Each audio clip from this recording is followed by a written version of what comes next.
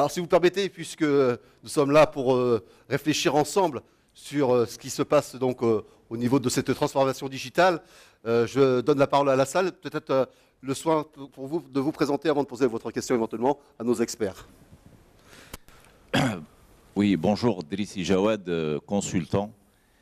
Je ne veux pas jouer au rabat-joie devant cette honorable assistance, mais après les interventions des chantres de l'économie numérique, il faut quand même, je pense, relativiser.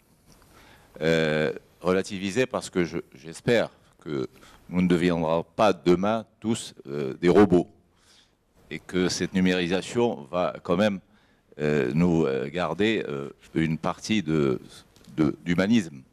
Alors, l'économie numérique, la digitalisation, c'est très bien, j'y crois. Moi-même, je suis coach en numérisation et digitalisation d'entreprise, mais dans peu de temps, on aura donc un autre forum qui s'appelle la COP22 et qui, elle, parle de développement durable. Donc, ce sont deux tendances qui ne s'opposent pas, mais qu'il faut mener d'une manière intelligente simultanément. Alors, le développement durable, l'économie verte, c'est un petit peu, je dirais, l'interface pour relativiser cette numérisation et cette, je dirais, révolution numérique. Et c'est tout ce que je voulais dire pour un petit peu, je dirais, marquer un bémol par rapport à cette révolution numérique. Merci. Merci pour votre intervention. Une réaction de Salwa Karkri, présidente de l'APBI. Oui, juste une petite réponse par rapport à votre remarque. En fait, on ne voudrait pas affoler, mais vous savez ce qui nous sauve encore, même si on dit que nous avons 40 millions de mobiles, en fait, c'est très peu, je dirais, la population, elle est réduite, celle qui est encore connectée. C'est malheureusement notre sous-développement qui nous sauve encore.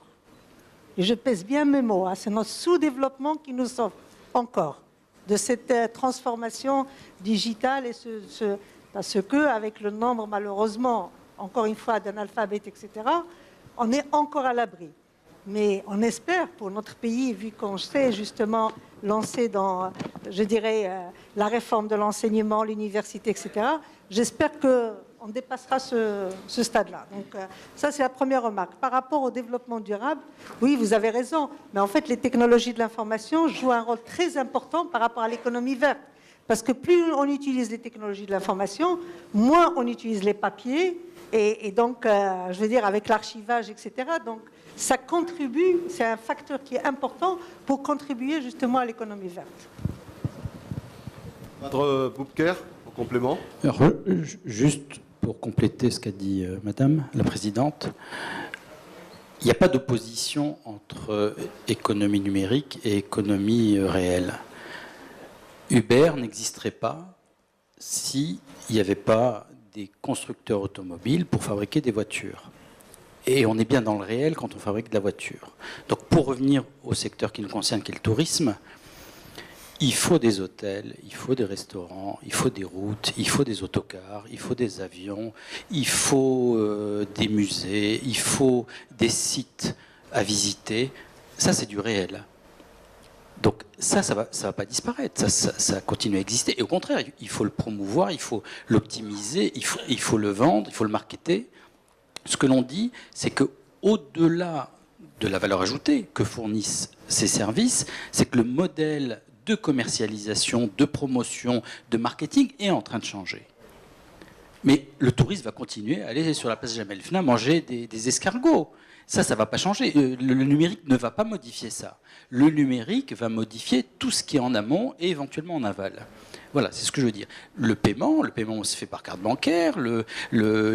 Tout ça, il va y aller parce qu'il a vu une vidéo YouTube et il va réserver sur des plateformes en ligne. C'est tout ce qui est en amont qui est modifié. Mais les créateurs de valeur continueront à exercer et doivent continuer à être performants et avoir des produits de qualité. Il y a ces deux mondes qui ont besoin l'un de l'autre pour coexister.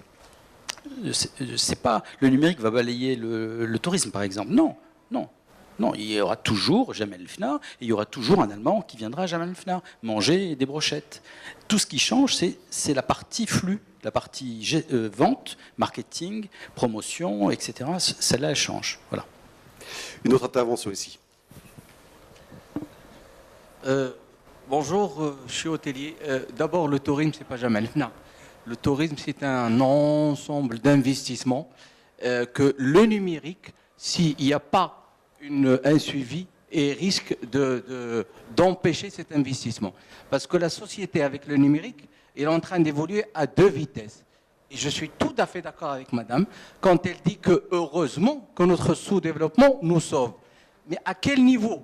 Parce que nous sommes en train de vivre une démocratisation incroyable avec le numérique et qu'à un certain moment, il va y avoir, je pense, un problème où on va se retrouver des gens qui sont à une vitesse extraordinaire et les autres, ils sont derrière. Et c'est là où le problème de notre système législatif doit suivre. Personne n'est contre Airbnb ou Uber, mais il faut un système législatif qui légifère et qui donne aussi le droit aux gens qui ont investi beaucoup d'argent pour pouvoir faire vivre un ensemble de personnes et pour pouvoir vivre cette économie. Et ces gens-là, ils étaient avant Uber et Airbnb, et ils ont payé pendant une trentaine, une quarantaine d'années des impôts que ces gens-là ne sont même pas encore rentrés dans ce circuit législatif.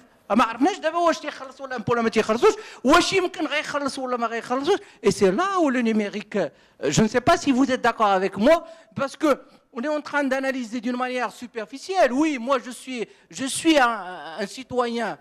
J'aimerais bien moi-même faire appel à Booking pour réserver. Mais Booking, il prend 20-25% d'un prix que normalement l'hôtel il a fait. Il est en train de faire tuer pratiquement. Pourquoi? Parce que ce Booking, il ne paie pas d'impôt au Maroc. Je ne sais pas, corrigez-moi si je me trompe, voyez, mais on n'est pas contre le principe. Booking, c'est bien qu'il démocratise, c'est bien que quelqu'un, Singapour, puisse comprendre que Kaina Jamel, le petit hôtel qui s'appelle Hôtel Tiazi ou je ne sais quoi, avec 2 étoiles et qu'il peut réserver. C'est bien, c'est super, mais il faut que tout le système puisse revenir à... Parce que je pense que c'est ça même, l'essence même de la société.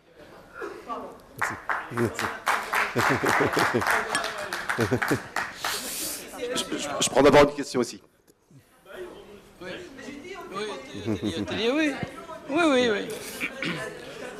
S'il vous plaît, allez-y, posez. Non, ce que dit monsieur est 100% vrai. Je vais donner juste un exemple, parce que le cas de Booking n'est pas de ma compétence, juste le cas de PayPal, par exemple. PayPal, au début, a exercé au Maroc parce que les gens avaient soit des amis ayant des comptes à l'étranger, puis ensuite les cartes en devise, etc. Puis PayPal a dû, à un moment donné, se conformer à la réglementation marocaine et demander une licence bancaire ou se rapprocher d'une banque pour obtenir une licence bancaire, etc. etc. Donc la réglementation, la législation fait que, sortie de la phase informelle, les grandes plateformes se conforment. Mais sur le cas, je vais prendre d'autres cas. Ok, je vais prendre d'autres cas. La France est en lutte contre Google, contre Facebook, contre X, parce qu'ils vendent de la publicité, hein, c'est ce qu'ils font. Ils vendent de la publicité sur le territoire français, alors qu'ils sont domiciliés au Luxembourg et qu'ils ne payent pas de TVA, ils ne payent pas de taxes, etc., etc.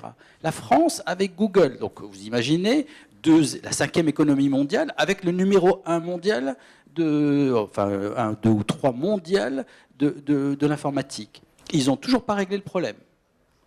Donc ce que je veux dire, c'est que c'est un problème complexe, c'est un problème délicat et qu'il faut adresser. Et on l'adresse au fur et à mesure qu'on avance. Ensuite, parce que j'ai entendu un début de protectionnisme, le Maroc a signé tous les accords mondiaux de tout antiprotectionnisme. On a dû laisser partir des centaines de milliers d'emplois dans le textile. Madame est bien placée sur l'offshoring.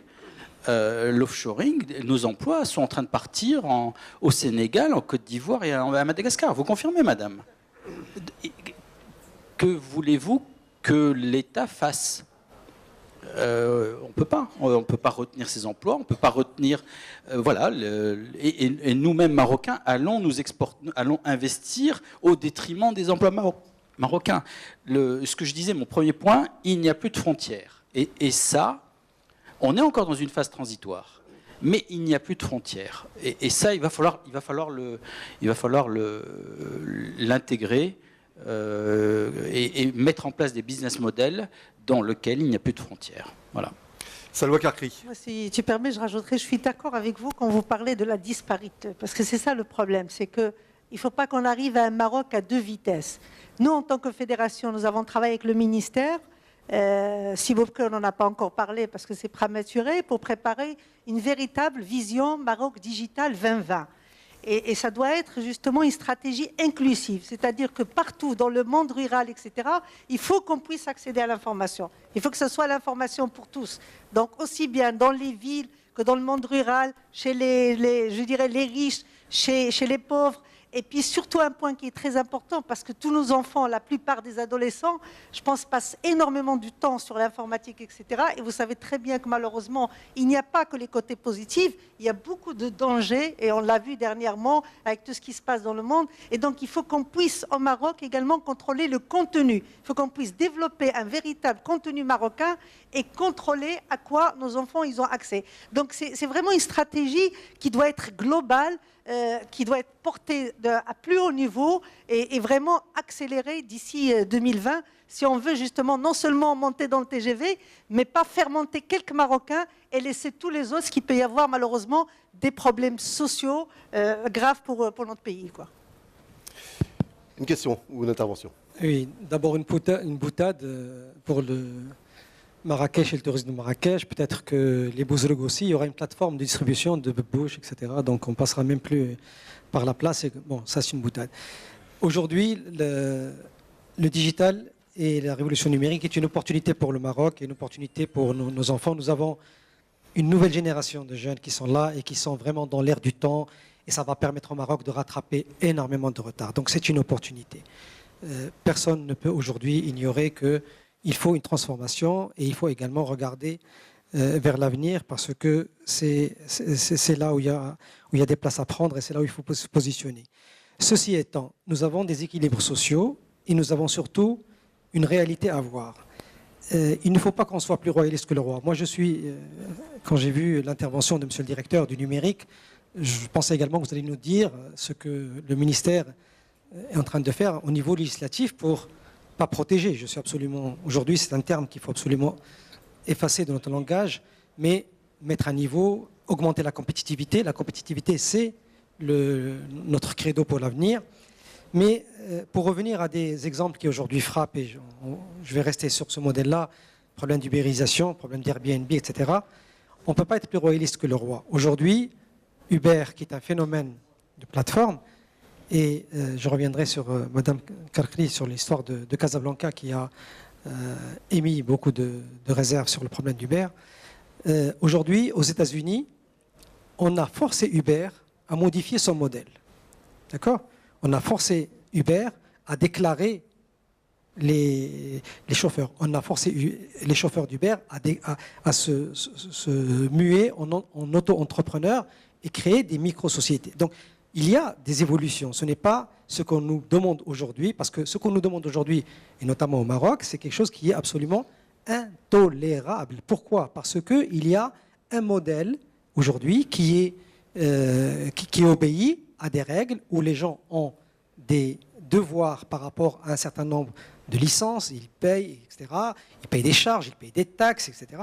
Et on ne peut pas, en face, venir aujourd'hui et faire un modèle où c'est complètement libéralisé, avec, aujourd'hui même, ils ont introduit la semaine dernière un nouveau modèle de règlement cash, c'est-à-dire que même si avant c'était limité à des gens qui étaient porteurs de cartes, etc., et qu'on pouvait dire que c'est limité à une certaine demande qui n'était pas satisfaite par... Aujourd'hui, on passe au cash, c'est-à-dire qu'il n'y a plus aucune traçabilité. Et ça, on ne peut pas le tolérer.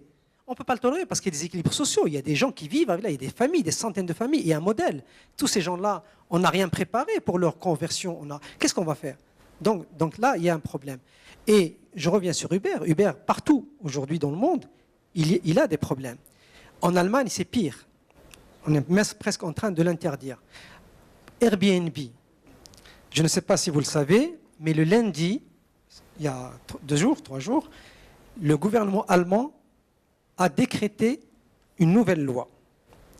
Elle interdit formellement la location Airbnb d'appartements, sous peine de $100 000 de pénalité par location. D'accord? Elle autorise par contre, dans le cadre de l'économie participative, dans le cadre de l'ouverture, elle autorise les gens à louer une pièce dans un appartement à condition que le propriétaire y habite. D'accord? C'est une révolution par rapport à ce qu'on a vu. D'accord? Et ceci pourquoi? Parce que le gouvernement allemand a considéré qu'aujourd'hui, le fait de louer des appartements en entier à des gens, okay, bien sûr, il y a toujours ce problème de contrôle, de sécurisation qui est sous-jacent. Il y a aujourd'hui un problème de sécurité énorme. Même le ministère de l'Intérieur marocain, il y a 3 semaines, il a décrété une nouvelle loi d'obligation de déclaration, même des gens qui louent normalement. Mais également un problème social. Pourquoi? Parce que le fait de pouvoir louer sans déclarer, sans payer de taxes, sans payer d'impôts, de patentes, etc., faisait que les gens, quand ils avaient des appartements disponibles, au lieu de les laisser en location pour les Allemands, ils les donnaient en location pour Airbnb. Ce qui fait que ça desséchait l'offre immobilière en Allemagne et que les Allemands avaient un problème de se loger, d'accord, ou une augmentation, une inflation des prix de location qui devenait intolérable. Donc vous voyez que c'est un cercle vicieux et quand on ne maîtrise pas aujourd'hui ces nouvelles plateformes, une nouvelle plateforme, Madame Salouakli, ce n'est pas une fin en soi. Uber vient avec une plateforme, mais il utilise à Casablanca, il utilise quoi? Des voitures qui ne sont pas autorisées. Il utilise des gens à faire du taxi alors que le service taxi est réglementé. Alors, si on veut utiliser Uber, il faut déréglementer le taxi. Et auquel cas, il faut prendre ses responsabilités au niveau social. Donc, qu'est-ce qu'il faut? Il faut augmenter la compétitivité, favoriser la qualité. D'accord? Essayer d'aller progressivement vers des changements, parce que ce sont des changements qui sont absolument cruciaux. Personne n'est contre le progrès, personne n'est contre une vision d'avenir. C'est notre avenir. Le digital aujourd'hui, ça fait partie nonobstant le problème de préservation de données personnelles qui est sous-jacent, parce qu'il y a là aussi il y a tout un... Aujourd'hui, vous lancez n'importe quelle plateforme et vous commencez à tracer les gens et à entrer dans leur vie privée. Donc, la numérisation, le digital est important, mais il est important qu'il y ait un cadre législatif qui soit, bien sûr, dans l'air du temps, souple, mais ne pas aller à la casse sous prétexte que l'avenir aujourd'hui, c'est le digital. Merci. Merci à vous. Réaction, Boukarbad, sur l'aspect peut-être législatif, est-ce qu'il y a une réflexion qui est menée aujourd'hui? Monsieur a très bien résumé et je vais rien dire de plus. Il y a des modèles qui finissent par s'imposer de façon assez soft. Prenons la publicité de Google et de Facebook. C'est un modèle qui s'est imposé et qui aujourd'hui est difficile de modifier. Oui, d'accord. Ce sont des centrales de publicité et elles échappent.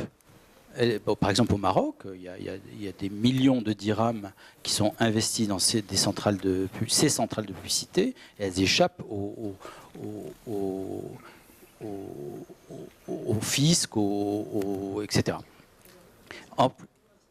Oui, oui, pour l'instant. Mais si on prend la tendance mondiale, et si on prend des pays, par exemple européens, eux, c'est depuis longtemps, et à part le dilemme de où faut-il payer la TVA et où c'est qu'on paye la TVA, ce sont des modèles qui se sont à peu près imposés. Mais vous avez raison que sur le cas de Uber et de Airbnb, c'est pas encore stable. Et là, je suis tout à fait d'accord.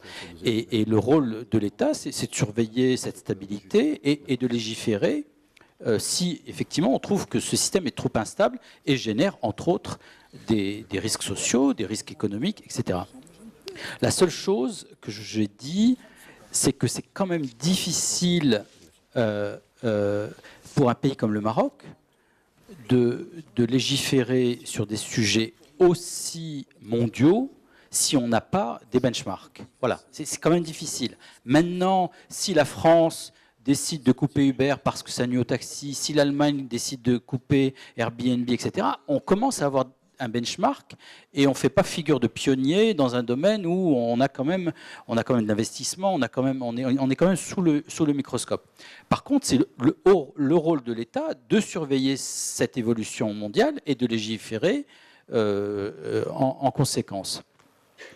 Prenons juste le cas de la voie sur IP. On a légiféré, mais oui, mais voilà. Typiquement, on est capable de légiférer quand un système numérique nous pose un problème. Donc on est capable. Il n'y a pas de problème, on est capable. Il faut juste ne pas être pionnier dans le mauvais sens dans ce domaine-là. Ensuite, vous avez je veux juste répondre à une question. Malheureusement, ce n'est pas à la direction de l'économie numérique de légiférer dans ces domaines-là. Voilà, ce n'est pas nous. Nous, on légifère sur l'IT transverse, protection des données personnelles, sécurité en ligne, contrat en ligne, protection du consommateur en ligne. Ensuite, tout ce qui est profession réglementée, tout ce qui est secteur spécifique, c'est au ministère de tutelle de légiférer. D'ailleurs, ils s'adressent à nous souvent pour avoir le benchmark, mais c'est à eux de légiférer. Et il faut laisser les systèmes se stabiliser, parce que des fois, bon, si ça représente 10-15% du chiffre d'affaires global, c'est pas un mal de garder un système un peu voilà, biaisé, mais qui est quand même là. Parce qu'aujourd'hui, Booking, par exemple, ne pose problème à personne. Dans le monde, hein, je parle. Il pose de problème à personne. La question que je vous pose, je n'ai pas la réponse, parce que je ne suis pas un spécialiste du domaine. Ça pose un problème à Mehdi, oui. Si vous supprimez Booking, allez, demain, décision... Non, si vous supprimez Booking, demain, décision gouvernementale, on filtre Booking, etc. Qui va souffrir? Ce sont nos hôteliers qui vont souffrir. Ce sont nos hôteliers qui vont souffrir. À moins que je me trompe, mais ce sont nos hôteliers qui vont souffrir. Non, mais je n'ai pas dit que vous aviez dit ça. Je dis que des fois, il vaut mieux laisser un Booking qui fait 10-15%, pour les petits riads, des petites maisons d'hôtes qui n'ont que ça comme visibilité. Non, c'est ce que je dis. Alors maintenant, si la réalité est différente, ou bien on bloque. On légifère. Oui, on légifère. Ou bien c'est que le modèle économique actuel a un problème. Voilà. Pardon. Je vais rebondir. Je ne suis pas spécialiste. Hein. Non. Vous excuserez mon... Alors, juste pour que ce soit clair, nous sommes hôteliers, nous sommes transporteurs, nous sommes conseillers de voyage, experts, organisateurs d'émotions. Nous le resterons. Mais là, dans le numérique, nous avons de la concurrence numérique déloyale. Nous avons de l'informel qui est sous un marketing extrêmement attirant. Et tout le monde ne voit pas le grand danger. Le grand danger, c'est si demain, je passe le contrat d'assurance de mon véhicule chez un assureur online qui me dit « Ne t'inquiète nullement, j'ai un représentant au Maroc, mais toi, ta voiture, je l'assure à 150 $, parce que toi, je t'ai mis dans la probabilité africaine et non pas marocaine. » Et moi, évidemment, au lieu de payer 600 $, je vais aller dans cet assureur. Et les assureurs du Maroc vont dire où est l'épargne, où est la garantie, où est la fiscalité, etc. Aujourd'hui, Booking.com a préparé des logiciels adaptés aux Marocains. Ça veut dire qu'il accepte la carte de crédit marocaine comme garantie de réservation pour que le Marocain réserve au Maroc. Évidemment, c'est attrayant, c'est sophistiqué, c'est sympathique, mais ça tue tout un pan d'organisateurs qui sont dans le online, qui ont investi dans le online, qui offrent des sites web des fois 20 à 30% moins chers, mais ils n'ont pas l'impact marketing mondial. Je ne peux pas, moi, créer aujourd'hui une boisson sucrée contre le coca et tout ça, tout seul. Malheureusement, je peux légiférer et je peux dire à Booking, qui réalise, selon nos informations, plus de 600 millions de dirhams Maroc. Évidemment, le consommateur marocain paye à l'hôtel, mais l'hôtel va renvoyer la commission sur le relevé général qui arrive d'Amsterdam, qui lui-même arrive du Luxembourg, qui lui-même arrive du Panama. Et vous le savez bien, Apple est le premier en liquidité dépositaire de plus de 185 milliards de dollars au Panama, et non pas à New Jersey, ni à Atlanta, ni à Las Vegas. Donc, cette révolution numérique ne doit pas devenir une révolution contre l'emploi. C'est ce que je veux dire. Enfin, une dernière petite question pour peut-être respecter l'heure de Sikalim, et puis on a un direct, je crois, avec la France. On est assez curieux de jouer un peu dans l'innovation. On ose aujourd'hui, et on est très très content et très fiers de votre présence. Et vous nous honorez très sincèrement parce que vous nous mettez du punch. Là, on va travailler. Petite question, moi, en ce que Fédération nationale du transport touristique aujourd'hui, et tous les opérateurs vont vous dire la même chose, quel contrat avec vous, monsieur le directeur, demain, pour le tourisme? Quelle assistance avec l'APBI? Si on investit dans le numérique, allons-nous avoir enfin des véritables soutiens, nous, Marocains, entrepreneurs? Fiscalité, mais des soutiens faciles, des aides acceptables, qu'on puisse consommer, et non pas que ça reste dans les budgets, même si l'aide internationale est souvent au rendez-vous. Voilà. Et Assi Hamid, bon ben, vite, quel logiciel, à combien? 100 $ la template ou 40 000 $? Là, on n'est pas d'accord. Merci. Merci, Si Othman Sharif Alami. Des questions en forme de conclusion également de vos recommandations justement par rapport à ce premier panel. Je voudrais juste relater l'expérience de la Corée du Sud. La Corée du Sud ont reçu l'invasion de Uber. Ils leur ont dit, écoutez, donnez-nous 3 mois. 3 mois après, les Coréens ont réalisé une plateforme. Non pas on réserve le taxi, mais on transfère les données, le nom du chauffeur, le numéro, la plaque aux parents. Après 3 mois, tous les Coréens ont adhéré à cette plateforme. Uber arrive après 12 millions de Coréens qui ont adhéré. C'est une contre-attaque, mais intelligente. Pour Uber, j'ai rencontré 2 Luxembourgeois qui ont réservé à travers Uber, qui ont pris une low cost. Ils m'ont dit, on a été reçus dans un lieu, c'est vrai, c'est pas le centre de ville, mais ces gens-là, on les a aidés à travers Uber. Ils vont récupérer l'argent pour pouvoir payer la mensualité de leur maison. Ils nous ont accompagnés en tant que local. Et on a eu une expérience like a local. Et c'était très enrichissant. On reviendra.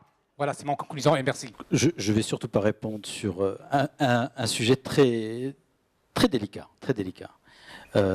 J'ai eu l'occasion d'intervenir sur le sujet des sites de deal. Donc c'est compliqué, c'est très compliqué. Oui, vous avez raison, Monsieur le Président. Vous avez raison à 100%. Maintenant, il y a une vague. Voilà, il y a une vague et il faut arriver à, pendant qu'on est sous la vague et qu'on prend l'eau, à trier et à sortir des directives. Et c'est vrai que ça va très vite. C'est vrai que ça va très vite. Donc, mais j'imagine que votre ministère de tutelle fait ce qu'il faut. Et nous l'accompagnons dans les réflexions. Voilà. Donc maintenant, comment est-ce qu'on peut vous accompagner? En tout cas, nous, ministères, on le fait régulièrement, puisqu'on accompagne le ministère du Tourisme en assistance, en assistance à maîtrise d'ouvrage, etc. Ensuite, nous sommes ouverts à toute étude avec vous. Vous avez parlé de data center, on réfléchit, big data, on est dessus. Voilà, à un moment donné, on pourra vous aider sur ces sujets-là. Plateforme de réservation en ligne nationale, pourquoi pas. Équipement des hôtels, enfin on va dire des acteurs pour qu'ils se connectent à cette plateforme, pourquoi pas. Voilà, il y a tout un écosystème qui peut être informatisé, formé, équipé pour justement contrer ces bookings. Si tous nos chauffeurs taxi avaient un GPS, avaient un smartphone, pouvaient être contactés, localisés, Uber aurait du mal à s'introduire, exactement. Si en appelant une centrale, je sais qu'il y a un chauffeur de taxi à côté de moi, stop, il s'arrête, il me prend, et voilà, etc. Donc voilà, l'informatisation peut contrer tous ces outils qui arrivent, et d'ailleurs ils arrivent dans des contextes où ils s'installent facilement parce qu'il y a une demande en face qui n'est pas fournie. Donc oui, on peut réfléchir à la législation, qu'elle soit spécifique ou qu'elle soit générale. Oui, on peut vous accompagner, on est ouvert à tout. Je le dis, et je vous l'ai dit tout à l'heure, enfin, c'est peut-être pas à vous, Monsieur le Président, mais à d'autres, c'est rarement un problème de moyens, c'est souvent un problème d'exécution. Voilà, au Maroc, dans nos secteurs, il faut trouver des projets, il faut les exécuter. Et à partir du moment où on a un projet et qu'on est prêt à l'exécuter, les moyens viennent derrière et on arrive toujours à trouver les moyens. Voilà. Moi, de mon côté, Président, je voudrais donc, je rejoins bien sûr, si vous voulez, parce que nous travaillons beaucoup la main dans la main entre notre fédération et le ministère pour vous renouveler notre engagement d'assister votre secteur, vos différentes associations. Ce qui est important, c'est qu'on soit des acteurs dans cette nouvelle économie numérique, mais qu'on ne soit pas uniquement des consommateurs. Et le Maroc a beaucoup de compétences vraiment dans ce secteur-là. Malheureusement, il y en a beaucoup qui partent. Notre start-up, ces 2 dernières années, partent beaucoup à Dubaï, partent beaucoup aux États-Unis. Nos start-up, parce que justement, il n'y a pas de marché, il n'y a pas de levée de fonds. Et donc, c'est important qu'on travaille la main dans la main pour justement vous permettre de vivre bien cette transformation digitale, tout en permettant à nos start-up de rester dans le pays et de développer notre pays. Voilà. Et je vous remercie encore pour votre invitation.